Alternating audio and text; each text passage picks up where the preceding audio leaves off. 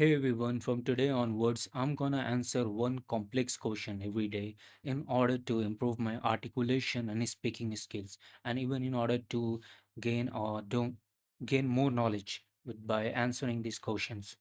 I would ask Kimi to, you know, give detail to what I have answered and how I can improve it. So let's answer the first question.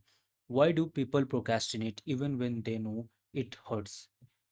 The The reason people procrastinate even when they know it hurts them is they have this fear of failure. Deep inside, they know that if they start doing, if they take action, they might fail. And the failure, to them, failure means an identity threat. If something is threat to your identity, you are most likely to avoid it. You choose other ways to cope up with it. I will give you one example of mine. Recently, I made a commitment that I'm gonna study for 2 hours every day. But what happened was I didn't even started.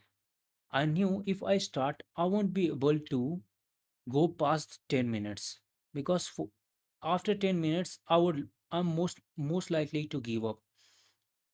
That's why I cope up with something other, like watching YouTube videos. And Bec- deep down, I know that I can't study for 2 hours straight at this moment. But I know that in order, if I want to improve, I have to push myself, start small, and then move, then progress slowly and gradually. That's how I believe that I can overcome procrastination. These were the reason I think people procrastinate even when they know it hurts them. Let's see what Kimi says, how Kimi improves it. I have asked the answer in the mobile because there is no speech in speech option in the web version of Kimi. Let's see what it gives. Let me refresh. Okay, it has given the structured and restructured answer. People procrastinate because starting risks proving they are inadequate, and that is harder than doing nothing. I know this because I committed to studying 2 hours daily and never began. Not because I lacked desire, but because I knew I would quit after 10 minutes. That failure would mean I'm a failure. So I watched YouTube instead, protected my identity by guaranteeing stagnation. The irony, procrastination feels like self preservation but becomes self destruction. The fix isn't motivation, it is divorcing your worth from your output. Start with 10 minutes, build from there, identity intact, progress possible. I think that this is not a good version of what I said. I would ask it to give the answer, in some renowned speaker style. How would you answer the question that I answered now?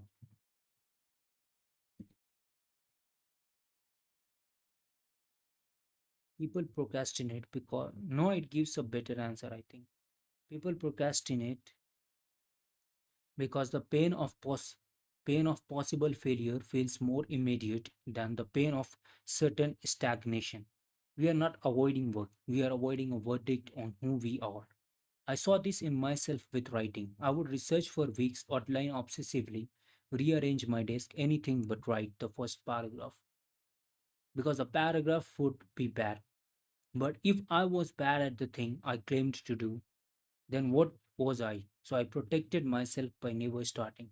The procrastination became its own achievement. Look how much I am preparing to do this. The brain is clever this way. It convinces us that intention equals character.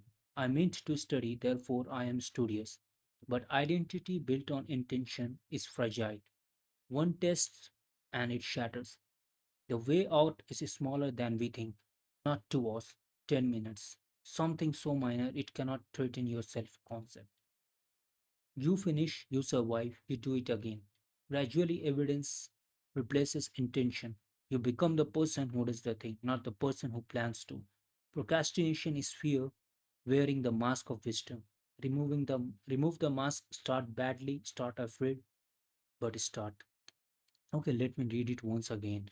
I have to, re- recognize the pattern. I will read it two, three times and see so that I can have some points in my mind. People procrastinate because the pain of possible failure feels more immediate than the pain of certain stagnation. We are not avoiding work, we are avoiding a verdict on who we are. I saw this in myself with writing. I would research for weeks, outline obsessively, rearrange my desk, anything but write the first paragraph because the paragraph would be bad. But if I was bad at the thing I claimed to do, then what was I? So I protected myself by never starting. The procrastination became its own achievement. Look how much I'm preparing to do this. The brain is clever this way. It convinces us that intention equals character. I meant to study, therefore I am studious, but identity built on intention is fragile. One test and it shatters. The way art is smaller than we think. Not 2 hours, 10 minutes. Something so minor it cannot threaten your self concept. You finish, you survive, you do it again. Gradually, evidence replaces intention. You become the person who does the thing, not the person who plans to. Procrastination is fear, wearing the mask of wisdom. Remove the mask, start badly, start afraid, but start. People procrastinate because the pain of possible failure feels more immediate than the pain of certain stagnation. We are not avoiding work. We are avoiding a verdict on who we are. I saw this in myself with writing. I would research for weeks, outline obsessively, rearrange my desk, anything but but write the first paragraph because the paragraph would be bad. And if I was bad at the thing I claimed to do, then what was I? So I protected myself by never starting. The procrastination became its own achievement. Look how much I am preparing to do this. The brain is clever this way. It convinces us that intention equals character. It meant to study, therefore I am studious. But identity built on intention is fragile. One test and it shatters. The way art is smaller than we think. Not 2 hours, 10 minutes, something so minor it cannot threaten your self concept. You finish, you survive, you do it again. Gradually, evidence replaces intention. You become the person who does the thing, not the person who plans to. Procrastination is fear, wearing the mask of wisdom. Remove the mask, start badly, start afraid, but start. I think it is good, but I would like to have more details on it.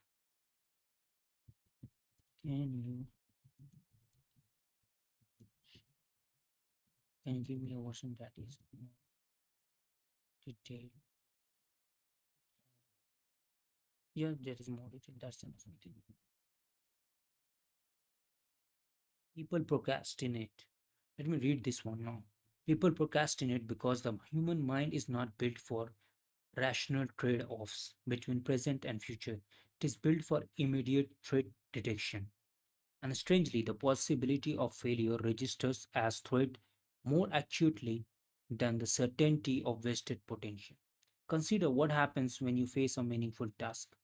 Guys, honestly, this is a bit complicated for me to, I'm understanding it, but for me to comprehend with 100%, this is bit, the words used here, structure of sentence, the structure of sentence is not much familiar to me. I'm used to very simple sentences.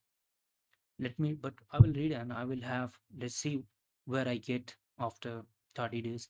Consider what happens when you face a meaningful task, not answering emails, not routine obligations, something that matters to you. Writing a novel, starting a business, finally learning that language. The moment before beginning, your mind performs a rapid calculation, not consciously. Beneath awareness, it asks, what happens if I try and fail?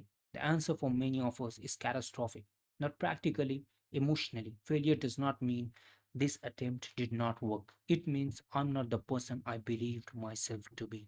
The competent professional, the creative artist, the disciplined student. This is what psychologists call protective cognition. We avoid information and actions that threaten our self concept. Better to be lazy than to try and discover we are inadequate. Laziness preserves dignity, inadequacy destroys it. I know this pattern intimately. Early in my career, I would spend weeks researching articles I had already outlined. I told myself I was being thorough. I was being afraid. The research phase had no quality bar. I could not fail at reading, but writing the actual sentences would expose me. So I constructed elaborate systems of preparation that never culminated in production. I was busy. I was exhausted. I was producing nothing. The paradox of procrastination is that it feels like self care. You are protecting yourself from stress, from overwhelm, from unrealistic expectation, but the protection becomes the prison. Each day of delay adds compound interest to the anxiety. The task grows in an imagined difficulty. The identity threat escalates.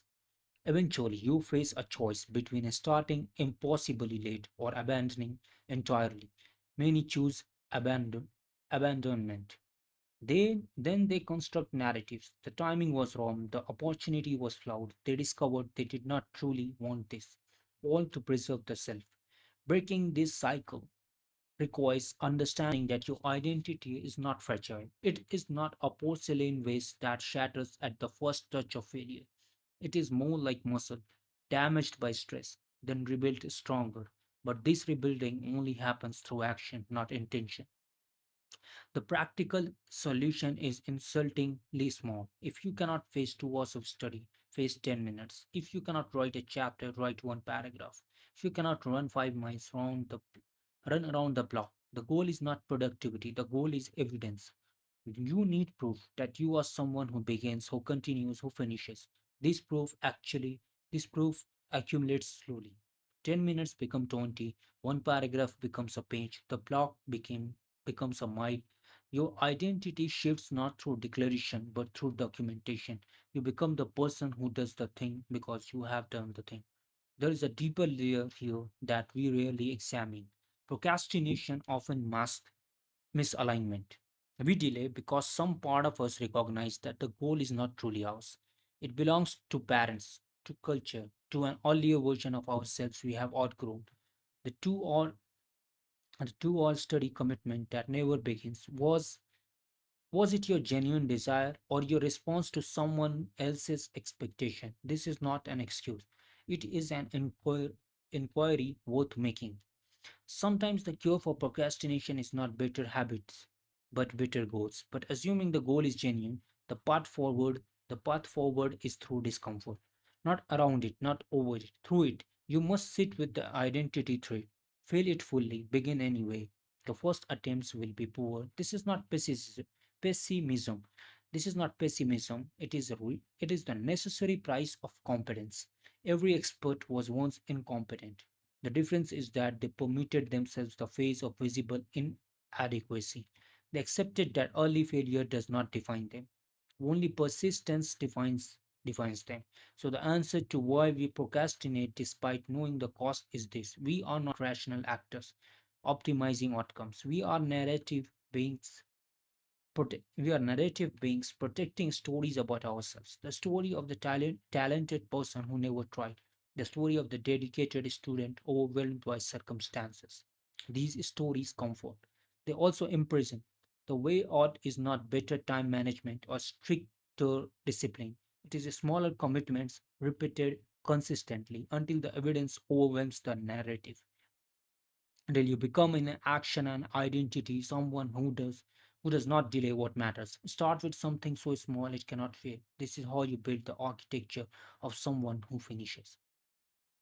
Guys, I think I need to dissect each of these because it's a bit complicated for me, and I'm not gonna do it today. I'm gonna do it tomorrow because it's already late now, and I think I'm running out of my capability. I can't go further than this right now, but slowly I will increase my capacity to, you know stay focused and study for longer times.